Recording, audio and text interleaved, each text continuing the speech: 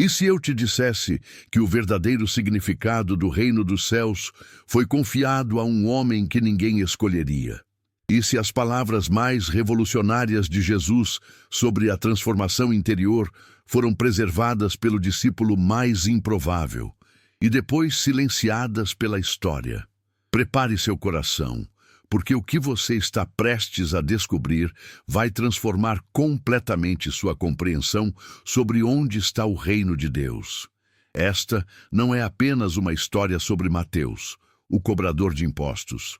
É a revelação de um segredo espiritual que foi enterrado por séculos, mas que arqueólogos, linguistas e estudiosos das Escrituras estão redescobrindo em nossos dias.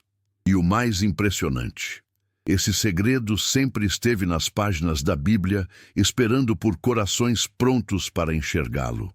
Imagine por um momento a Galileia do primeiro século, mais especificamente a cidade de Cafarnaum, localizada às margens do Mar da Galileia, uma região que hoje corresponde ao norte de Israel, aproximadamente 150 quilômetros ao norte de Jerusalém. Arqueólogos descobriram que Cafarnaum era um próspero centro comercial, com uma alfândega estratégica onde comerciantes pagavam impostos para transportar mercadorias entre os territórios de Herodes Antipas e Filipe. Era exatamente neste posto que trabalhava um homem chamado Levi, filho de Alfeu, conhecido pelo nome que mudaria a história, Mateus. Para entendermos a magnitude da transformação de Mateus, precisamos mergulhar no contexto cultural da época. Os publicanos, como eram chamados os cobradores de impostos, eram considerados a escória da sociedade judaica. Historiadores explicam que eles não eram apenas mal vistos, eram ritualmente impuros, excluídos das sinagogas e tratados como traidores da nação. A palavra publicano vem do latim publicanus, que designava aqueles que cobravam tributos públicos para Roma.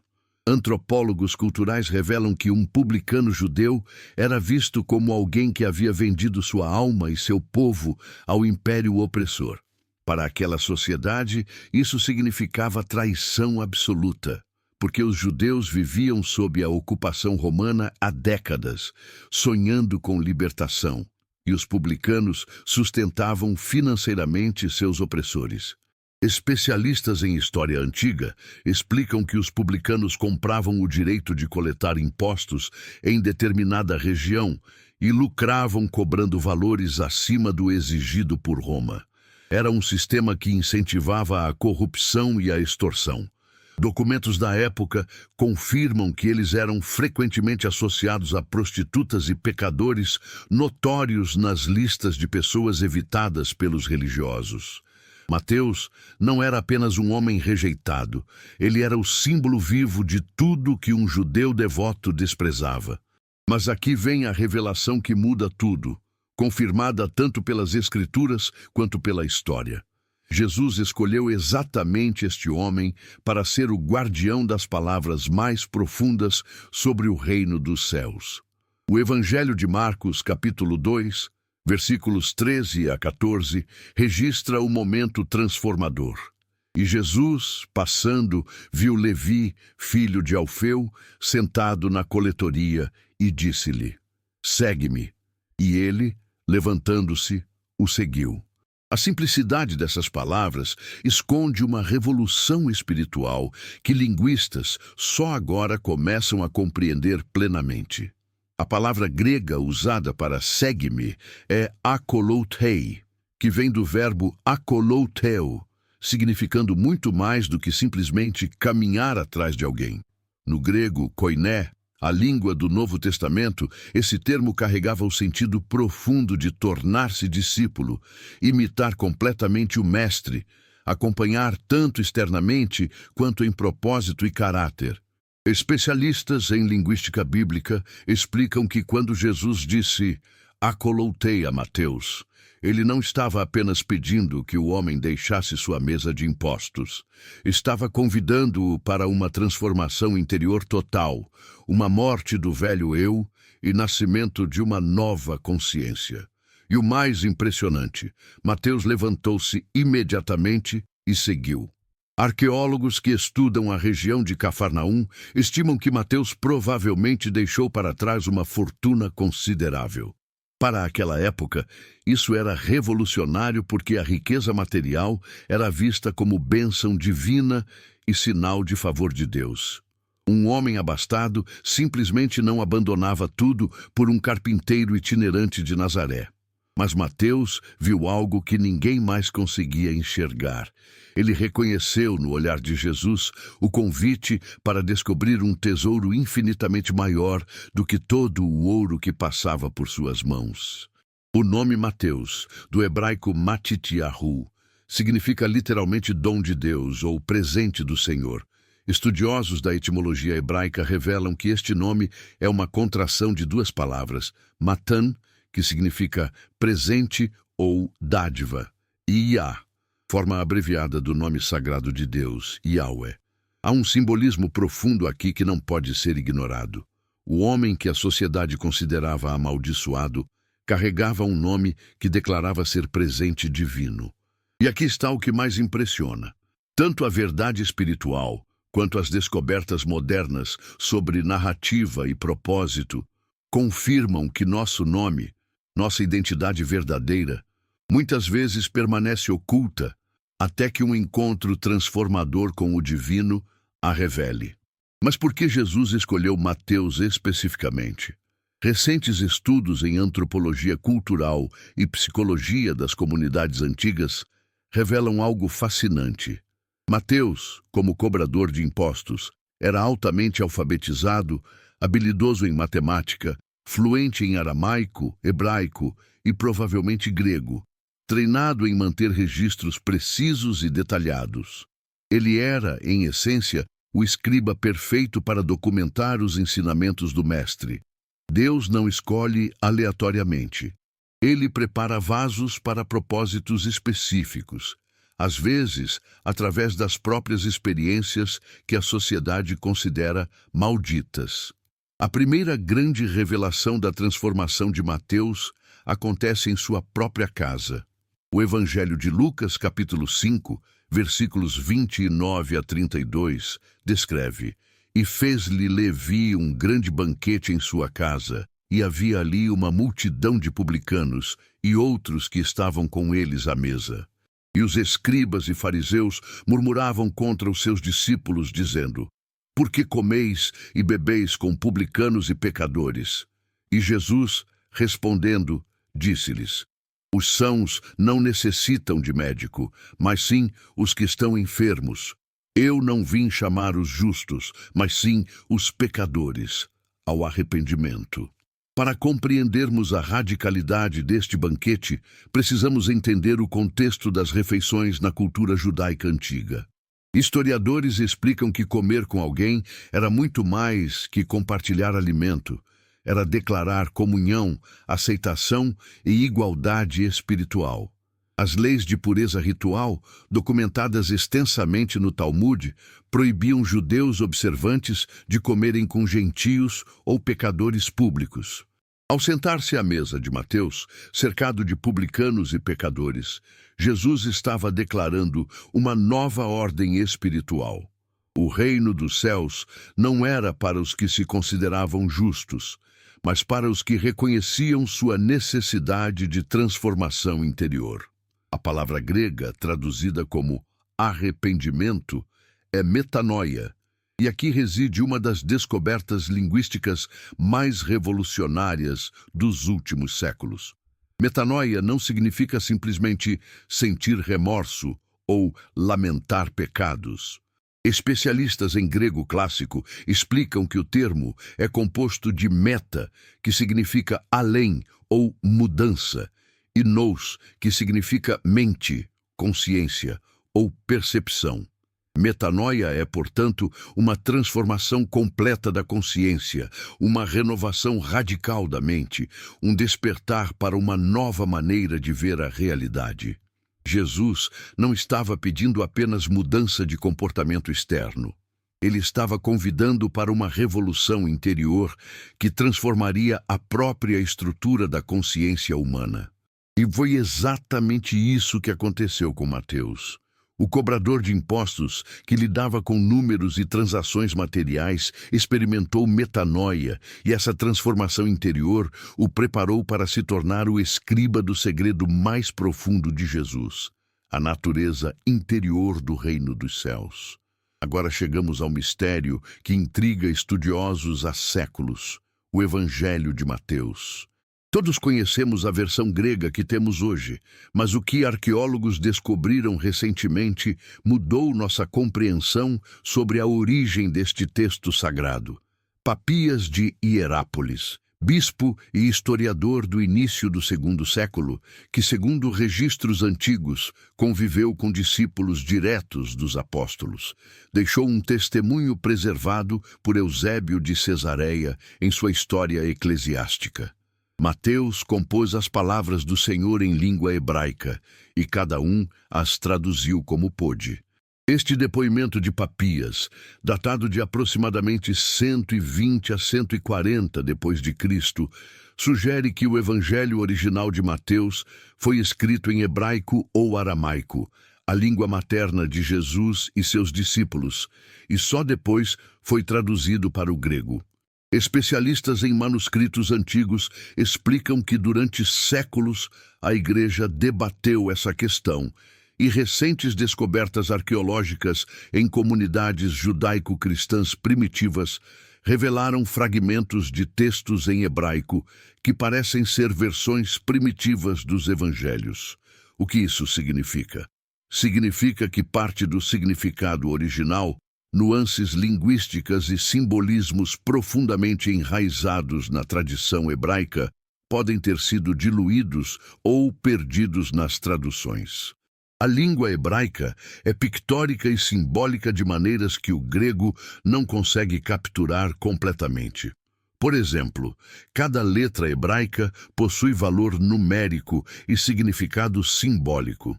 Palavras hebraicas frequentemente contêm camadas de significado que se perdem quando traduzidas literalmente para outras línguas. Imagine por um momento o que Deus quer te mostrar através desta descoberta. O Evangelho de Mateus, especialmente seus ensinamentos sobre o reino dos céus, pode conter profundidades espirituais que ainda não compreendemos completamente, porque lemos traduções de traduções. Mas aqui vem a revelação que muda tudo. Mesmo nas traduções, o propósito divino permanece intacto e o Espírito Santo continua iluminando corações para compreender verdades que transcendem as limitações linguísticas. Mas existe algo único no Evangelho de Mateus que nenhum outro evangelho possui. Ele é o único que usa consistentemente a expressão reino dos céus em vez de reino de Deus. Linguistas bíblicos ficaram impressionados ao descobrir que essa escolha não foi acidental ou estilística. Mateus, escrevendo primariamente para uma audiência judaica, respeitava a tradição de não pronunciar o nome sagrado de Deus, usando céus como substituto reverente. Mas especialistas em teologia bíblica explicam que essa expressão carrega um significado ainda mais profundo. A palavra hebraica para céus é shamayim, plural de chamá, que significa lá em cima ou o elevado. Mas no pensamento hebraico antigo, documentado extensamente na literatura rabínica, céus não se referia apenas ao espaço físico acima da terra. Antropólogos que estudam o pensamento semítico antigo revelam que para os hebreus, Shamayim representava os reinos espirituais, as dimensões invisíveis da realidade onde Deus habita. Quando Mateus registra Jesus falando sobre o reino dos céus, ele está se referindo não a um lugar geográfico acima das nuvens, mas a uma dimensão espiritual, um estado de consciência onde a vontade e a presença de Deus governam. E aqui está a revelação mais impressionante, confirmada tanto pelas Escrituras quanto pela compreensão histórica. Jesus declarou em Lucas, capítulo 17, versículo 21, "O reino de Deus está dentro de vós." A palavra grega traduzida como dentro é entos, que significa literalmente no interior de, dentro do ser. Especialistas em linguística grega explicam que Jesus não estava dizendo que o reino viria no futuro ou estava em algum lugar distante. Ele estava revelando que o reino dos céus é uma realidade interior, uma transformação da consciência, um despertar espiritual que acontece dentro do ser humano. Mateus compreendeu isso profundamente. Por isso, seu evangelho está repleto de ensinamentos que apontam para essa verdade interior. O Sermão da Montanha, registrado nos capítulos 5 a 7 do Evangelho de Mateus, é o mapa mais completo dessa jornada interior. Geógrafos bíblicos identificam o local tradicional do sermão como o Monte das Bem-aventuranças, uma elevação com vista para o Mar da Galileia, hoje um local de peregrinação próximo à cidade de Tabga, aproximadamente 8 quilômetros ao norte de Tiberíades. Mas o que arqueólogos descobriram recentemente sobre esse local é fascinante. Era um anfiteatro natural, onde a acústica permitia que centenas de pessoas ouvissem claramente alguém falando do topo. Jesus escolheu estrategicamente aquele lugar, e ali ele entregou o código espiritual do reino interior. Bem-aventurados os puros de coração, porque eles verão a Deus. A palavra grega para puros é kataros, que especialistas em grego koiné explicam significar não apenas limpos moralmente, mas não misturados, íntegros, unificados. A pureza de coração não é perfeição comportamental externa, mas integridade interior, um coração não dividido entre Deus e o mundo. E a promessa? Verão a Deus. O verbo grego oral, traduzido como verão, significa perceber com os olhos da mente, compreender com insight espiritual. Jesus estava prometendo que aqueles que experimentam essa unificação interior terão percepção direta do divino, não no futuro distante, mas aqui e agora. Bem-aventurados os mansos, porque eles herdarão a terra. A palavra mansos vem do grego praeis, que linguistas explicam não significar fracos ou passivos, mas força sob controle, poder disciplinado pela sabedoria. Antropólogos culturais que estudam virtudes na antiguidade revelam que praeis era usado para descrever cavalos de guerra treinados, animais poderosos que aprenderam a submeter sua força à direção do cavaleiro. A mansidão bíblica é força interior controlada pelo Espírito de Deus. E a promessa de herdar a terra, a palavra grega ge, pode significar tanto terra física quanto fundação, realidade estabelecida. Jesus estava prometendo que aqueles que desenvolvem essa força interior controlada encontrarão estabilidade e herança espiritual que transcende possessões materiais. Cada bem-aventurança é um estágio de transformação interior. Mateus compreendeu que Jesus não estava dando regras religiosas externas, mas revelando o processo pelo qual a consciência humana desperta para o reino dos céus dentro de si. E o mais impressionante, esse processo não depende de onde você está geograficamente ou qual sua posição social. Mateus, o ex-publicano rejeitado, era a prova viva disso. As parábolas que Mateus preservou também revelam essa verdade interior. O reino dos céus é semelhante a um tesouro escondido num campo, o qual um homem achou e escondeu. E pelo gozo dele, vai, vende tudo quanto tem e compra aquele campo. A palavra grega para campo é agros, mas no contexto simbólico que Jesus frequentemente usava, o campo representa a mente humana, a consciência. O tesouro escondido é a presença divina, o reino dos céus, que já existe dentro de cada ser humano, mas permanece oculto até ser descoberto. E quando é descoberto, a pessoa está disposta a vender tudo para obtê-lo. Isso não significa literalmente vender posses materiais, mas abrir mão de velhos padrões de pensamento, antigas identidades baseadas no ego, apegos que impedem o despertar espiritual. A palavra grega metanoia, aquele mesmo arrependimento transformador que Mateus experimentou, é o preço de entrada no reino interior. O reino dos céus é semelhante ao fermento que uma mulher toma e introduz em 3 medidas de farinha, até que tudo esteja levedado. Especialistas em cultura doméstica antiga explicam que 3 medidas de farinha, ou 3 CA no sistema de medidas hebraico, equivalem a aproximadamente 22 litros, quantidade suficiente para alimentar mais de 100 pessoas. O fermento, por outro lado, é minúsculo, invisível quando misturado à massa. Jesus estava revelando que o reino dos céus começa como algo pequeno, quase imperceptível dentro da consciência humana, mas se espalhada inevitavelmente, transformando toda a estrutura do ser. Documentos rabínicos da época, incluindo a Mishnah, revelam que o fermento era frequentemente usado como símbolo de influência moral, tanto positiva quanto negativa. Jesus estava ensinando que uma vez que a verdade do reino interior é implantada na consciência através do Espírito Santo, ela fermentará, crescerá e transformará completamente a pessoa de dentro para fora. Mas aqui vem algo que poucos percebem. Mateus organizou seu evangelho de forma extremamente estruturada, dividindo-o em 5 grandes discursos de Jesus, ecoando os 5 livros de Moisés, o Pentateuco. Estudiosos em estrutura literária bíblica explicam que isso não foi acidental. Mateus estava declarando que Jesus era o novo Moisés, trazendo uma nova aliança, não gravada em tábuas de pedra, mas inscrita nos corações transformados. Cada discurso revela aspectos diferentes do reino interior. O Sermão da Montanha revela o caráter do reino.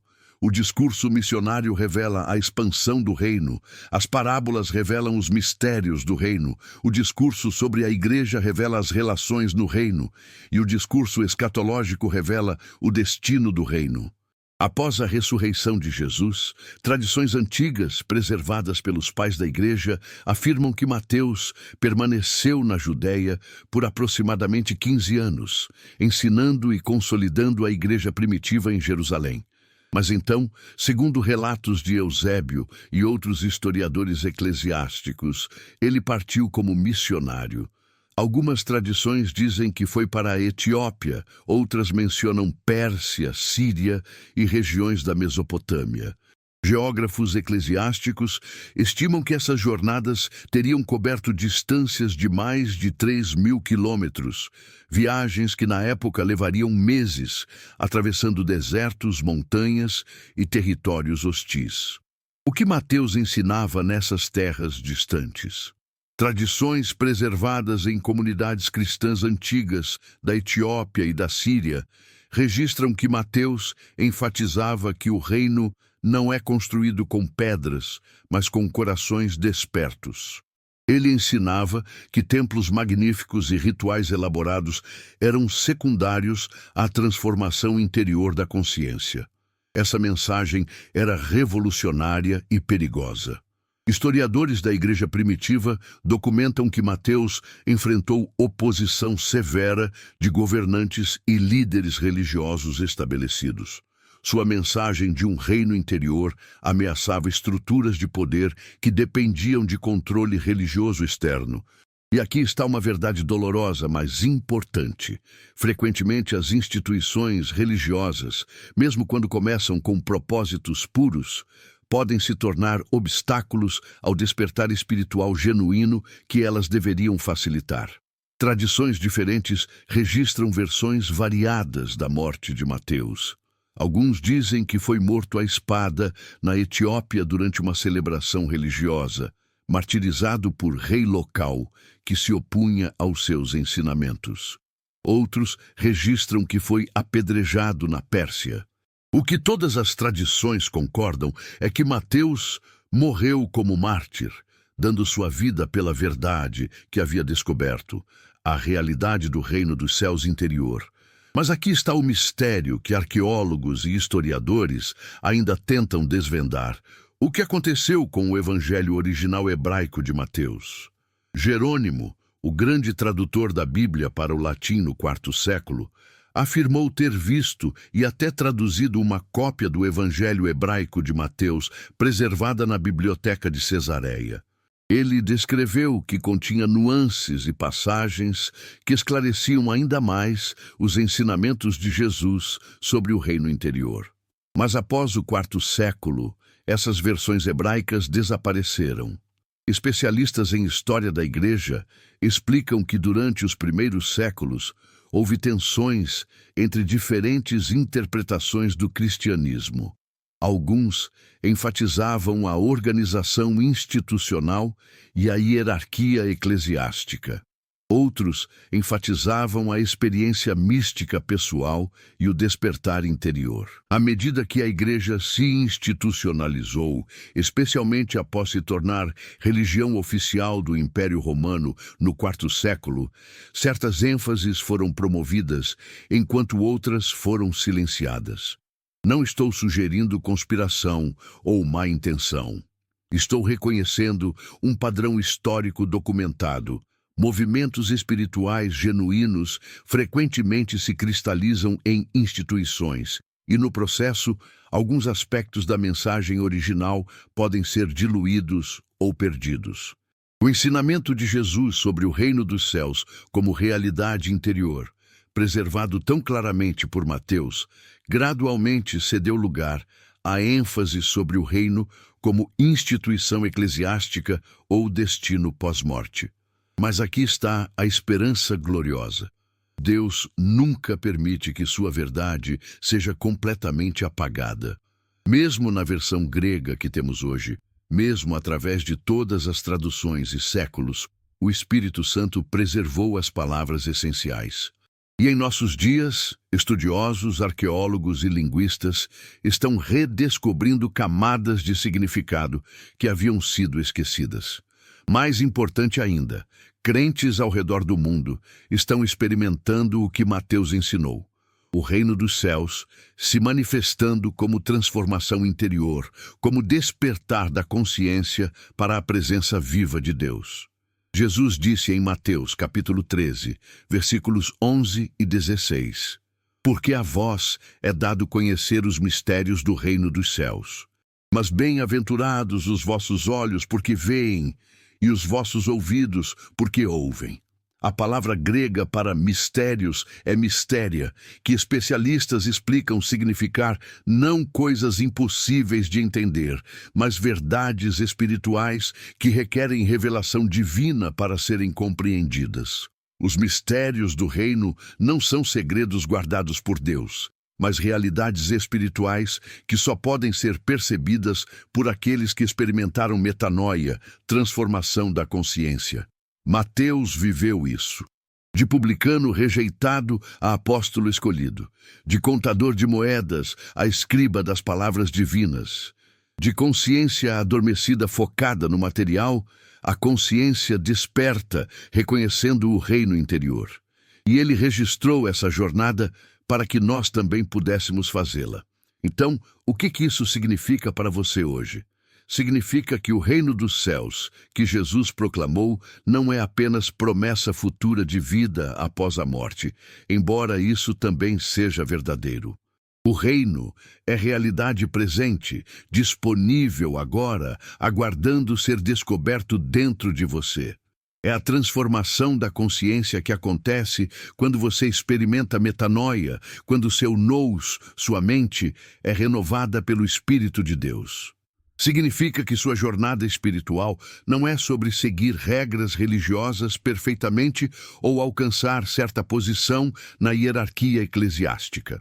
É sobre permitir que o fermento do reino se espalhe dentro de você, transformando pensamentos, atitudes, percepções, até que Cristo seja formado em você, como Paulo escreveu aos Gálatas.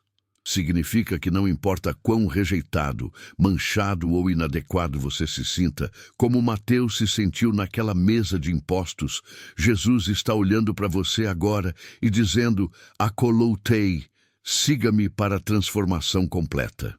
Seu passado não determina seu destino espiritual. Sua identidade verdadeira, seu nome divino, está esperando ser revelado. Significa que o tesouro escondido no campo da sua consciência está aguardando descoberta. E quando você o encontrar, quando você experimentar ainda que um vislumbre do reino interior, tudo mais parecerá pequeno em comparação.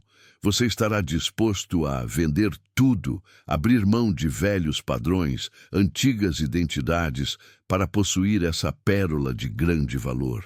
Isso significa que você foi chamado não apenas para experimentar essa transformação, mas para ser testemunha dela. Assim como Mateus levou a mensagem do reino interior através de milhares de quilômetros, através de culturas e línguas diferentes, você é chamado para ser portador dessa verdade em seu mundo, sua família, seu trabalho, sua comunidade. Não através de pregação arrogante ou julgamento religioso, mas através de uma vida que manifesta o reino, que irradia a presença de Deus de dentro para fora. Talvez o maior legado de Mateus não seja apenas o evangelho que ele escreveu, mas a vida que ele viveu. Ele provou que transformação radical é possível, que o homem mais improvável pode se tornar vaso de honra, que corações de pedra podem se tornar corações de carne, que consciências adormecidas podem despertar para a glória divina. E aqui está a mensagem final de sabedoria que o Espírito Santo quer gravar em seu coração hoje. O segredo que Jesus confiou a Mateus não foi perdido.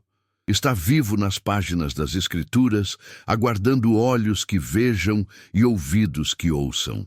Está sendo redescoberto por estudiosos que mergulham em linguagens antigas e manuscritos esquecidos. Mas mais importante, está sendo revelado pelo Espírito Santo a todos que clamam com coração sincero. Senhor, quero conhecer o reino. Quero experimentar essa transformação interior. Quero que a presença divina que habita dentro de mim desperte e governe minha vida. Deus Todo-Poderoso, o eterno Criador dos céus e da terra, aquele que falou e mundos vieram à existência, esse mesmo Deus decidiu fazer sua habitação não em templos feitos por mãos humanas, mas dentro de corações rendidos. O reino dos céus que Jesus proclamou e Mateus registrou é a manifestação dessa verdade gloriosa.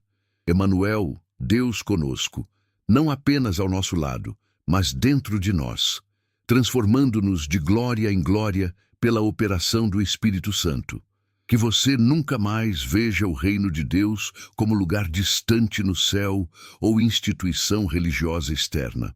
Que você o reconheça como realidade espiritual presente, como consciência transformada, como vida divina fluindo através de sua humanidade rendida.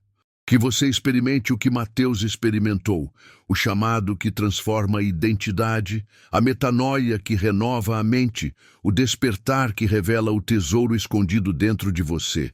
E que quando as pessoas olharem para a sua vida, vejam não você, mas Cristo formado em você. Vejam não religião externa, mas reino interior manifestado. Vejam não palavras vazias, mas testemunho vivo de que o segredo esquecido de Mateus está vivo e operante ainda hoje.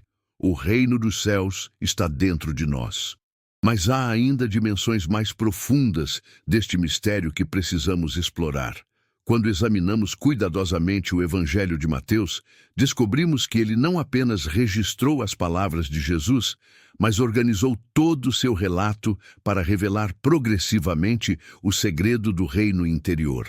Estudiosos em estrutura literária bíblica identificaram que Mateus usa uma técnica narrativa chamada de inclusio, onde temas importantes são introduzidos no início e ecoados no final, criando um arco completo de revelação. O Evangelho começa com a genealogia de Jesus, traçando sua linhagem através de Abraão e Davi, estabelecendo suas credenciais como Messias judeu. Mas observe algo fascinante. Mateus inclui 4 mulheres nessa genealogia, algo extremamente incomum para a cultura patriarcal da época. Tamar, que enganou seu sogro, Raabe, a prostituta de Jericó, Rute, a estrangeira moabita, Batseba, envolvida em adultério com Davi. Antropólogos culturais que estudam genealogias antigas explicam que incluir mulheres, especialmente com histórias problemáticas, era revolucionário. Mateus estava declarando desde o primeiro capítulo: o reino de Deus não opera segundo padrões humanos de pureza e exclusão. Ele transforma os rejeitados, os manchados, os improváveis, assim como transformou o próprio Mateus. E o Evangelho termina com a grande comissão. Ide, portanto, fazei discípulos de todas as nações, batizando-os em nome do Pai e do Filho e do Espírito Santo, ensinando-os a guardar todas as coisas que eu vos tenho mandado. E eis que eu estou convosco todos os dias, até a consumação dos séculos. A promessa final de Jesus não é: estarei em algum lugar no céu esperando vocês, mas estou convosco, presente contínuo. A palavra grega meta, traduzida como convosco, literalmente significa com vocês no meio de vocês. Jesus estava prometendo presença interior permanente através do Espírito Santo. Do início ao fim, Mateus estava revelando o mesmo mistério. Deus escolhe fazer sua habitação dentro de humanidade transformada. Há também algo extraordinário sobre os números no Evangelho de Mateus, que revela conhecimento profundo da numerologia hebraica. Especialistas em gematria, o sistema de valores numéricos das letras hebraicas, descobriram que Mateus estruturou sua genealogia em 3 grupos de 14 gerações. O número 14 é o valor numérico do nome David em hebraico. Dalet 4, Vav 6, Dalet 4, totalizando 14. Mateus estava declarando, através da própria estrutura matemática do texto, que Jesus é filho de Davi, o rei prometido. Mas enquanto Davi estabeleceu o reino físico em Jerusalém, que hoje fica a aproximadamente 850 quilômetros quadrados, Jesus estabeleceria reino infinitamente maior, não limitado por fronteiras geográficas, mas expandindo através de corações transformados pelo mundo inteiro. Arqueólogos que escavam sítios da Jerusalém do primeiro século descobriram algo impressionante sobre o templo que estava em pé durante a vida de Jesus. Herodes, o Grande, havia expandido o templo em projeto monumental que levou 86 anos para ser concluído, segundo o Evangelho de João. Engenheiros que estudam a construção explicam que algumas pedras da fundação pesavam mais de 500 toneladas, blocos tão massivos que até hoje especialistas debatem como foram movidos e posicionados. O complexo do templo cobria aproximadamente 15 hectares, uma das estruturas mais impressionantes do mundo antigo. Os discípulos ficaram maravilhados com aquela construção magnífica. Mas Jesus declarou: em verdade vos digo que não ficará aqui pedra sobre pedra que não seja derrubada. E em 70 depois de Cristo, apenas 40 anos após essa profecia, exércitos romanos sob comando de Tito destruíram completamente o templo, exatamente como Jesus havia predito. Historiadores como Joséfo, testemunha ocular da destruição, registraram que soldados incendiaram o templo e o ouro derretido escorreu entre as pedras, levando os romanos a literalmente desmontar cada pedra para recuperar o metal precioso. A profecia se cumpriu com precisão perturbadora. Mas por que Deus permitiu que seu templo, o lugar mais sagrado do judaísmo, fosse destruído? Aqui está uma revelação profunda. Deus estava declarando que a era dos templos físicos havia terminado. Paulo escreveria aos Coríntios: não sabeis vós que sois o templo de Deus e que o Espírito de Deus habita em vós? A palavra grega naos, traduzida como templo, refere-se especificamente ao Santo dos Santos, o lugar mais interior e sagrado onde apenas o sumo sacerdote entrava uma vez por ano. Paulo estava declarando que cada crente se tornou o Santo dos Santos, a habitação íntima da presença divina. Este era exatamente o segredo que Mateus havia compreendido e registrado. O reino não seria construído com pedras físicas, mas com pedras vivas, pessoas transformadas se tornando morada de Deus. Há também dimensão escatológica fascinante nos ensinamentos de Mateus sobre o reino. No capítulo 25, Jesus conta 3 parábolas consecutivas: as 10 virgens, os talentos e o julgamento das nações. Teólogos que estudam escatologia bíblica explicam que essas parábolas revelam progressão, vigilância, fidelidade e amor prático. Mas observe algo que passa despercebido. Em todas as 3 parábolas, o critério de julgamento não é conhecimento teológico correto ou participação religiosa perfeita, mas transformação interior que produz frutos externos. As virgens prudentes não apenas tinham lâmpadas, tinham azeite, símbolo bíblico do Espírito Santo. O servo fiel não apenas guardou o talento, multiplicou-o através de ação fiel. E os justos, no julgamento final, nem perceberam que estavam servindo a Cristo quando alimentaram famintos e visitaram prisioneiros. A bondade havia se tornado tão natural que fluía inconscientemente. Este é o reino interior manifestado, quando a transformação é tão completa que fazer o bem deixa de ser esforço religioso e se torna a expressão natural do caráter transformado. Mateus também preservou ensinamentos únicos de Jesus sobre perdão, que revelam aspectos profundos do reino interior. A parábola do servo impiedoso, no capítulo 18, é encontrada apenas em Mateus. Um servo deve 10.000 talentos ao rei, dívida absolutamente impagável. Economistas que estudam valores monetários antigos calculam que 10.000 talentos equivaleriam a aproximadamente 200.000 anos de salário de um trabalhador comum. Era uma dívida que representava impossibilidade absoluta de pagamento. Mas o rei, movido de compaixão, perdoou tudo. O servo, então, encontra companheiro que lhe deve 100 denários, cerca de 3 meses de salário, quantia significativa, mas pagável, e o atira na prisão sem misericórdia. Jesus estava revelando algo profundo sobre psicologia espiritual. Só conseguimos perdoar outros quando compreendemos verdadeiramente a magnitude do perdão que recebemos. O reino interior não pode coexistir com falta de perdão, porque rancor e amargura mantêm a consciência aprisionada no ego ferido, bloqueando a expansão da presença divina dentro de nós. Psicólogos cristãos modernos confirmam o que Jesus ensinou. Falta de perdão literalmente nos adoece espiritual, emocional e até fisicamente. O perdão não é apenas mandamento moral. É necessidade espiritual para que o reino possa se manifestar plenamente dentro de nós. Há ainda outro aspecto crucial do ensino de Mateus que precisa ser explorado: a relação entre reino interior e comunidade. Mateus é o único evangelho que usa a palavra eclésia, igreja.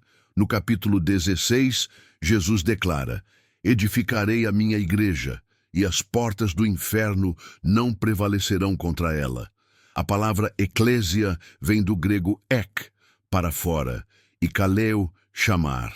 Historiadores que estudam terminologia grega antiga explicam que eclésia era o termo usado para a assembleia de cidadãos chamados para fora de suas casas para discussões e decisões públicas. Jesus estava declarando que sua comunidade seria formada por aqueles chamados para fora de velhos padrões, velhas identidades, para formar novo corpo coletivo. E aqui está algo profundo. O reino interior não nos torna isolados, mas conectados. Quando múltiplas pessoas experimentam transformação de consciência, metanoia, e permitem que Cristo seja formado nelas, algo milagroso acontece. Elas se tornam literalmente um corpo, organismo espiritual onde cada membro contribui com dons únicos, mas todos compartilham a mesma vida divina fluindo através deles. Paulo chamaria isso de corpo de Cristo. Mateus registrou as fundações desse mistério. A instrução de Jesus sobre disciplina na igreja, também exclusiva de Mateus, no capítulo 18, precisa ser entendida neste contexto. Se teu irmão pecar contra ti, vai e repreende-o entre ti e ele só. Não espalhe pela comunidade, não poste nas redes sociais antigas ou modernas, vá diretamente à pessoa. Se não ouvir, leve testemunhas. Se ainda não ouvir, leve à igreja. Jesus estava estabelecendo o processo de restauração, não punição. O objetivo nunca é expulsar ou envergonhar, mas sempre restaurar o irmão, a comunhão e a saúde espiritual. Comunidades que verdadeiramente vivem o reino interior tratam conflitos com maturidade espiritual, que busca restauração, não vingança ou drama. E então Jesus faz declaração extraordinária: onde estiverem 2 ou 3 reunidos em meu nome, aí estou eu no meio deles. Novamente a promessa de presença. A preposição grega em meso, no meio, indica não proximidade física, mas união vital. Quando pessoas transformadas pelo reino interior se reúnem em nome de Jesus, não apenas ele observa de longe, ele se manifesta através da união delas. A comunidade se torna a expressão coletiva da presença de Cristo.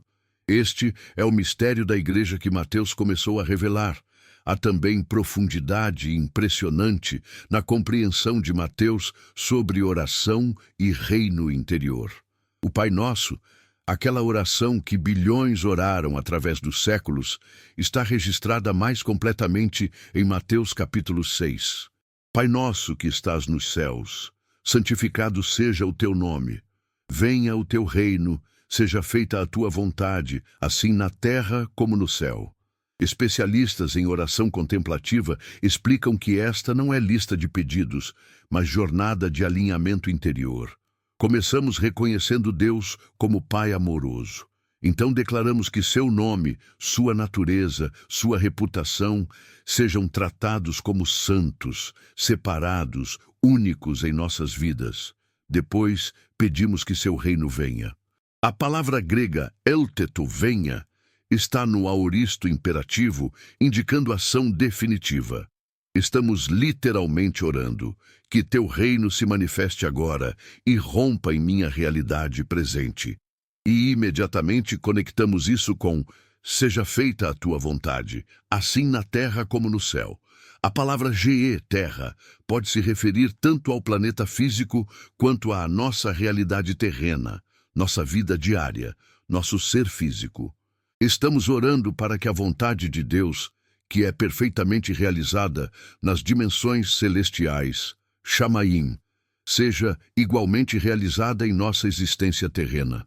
Esta é a essência do reino interior, o céu invadindo a terra, a vontade divina governando consciência humana, eternidade penetrando temporalidade.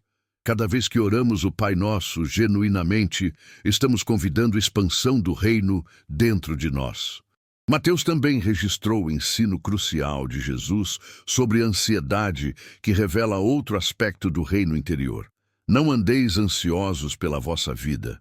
Buscai primeiro o reino de Deus e a sua justiça, e todas estas coisas vos serão acrescentadas.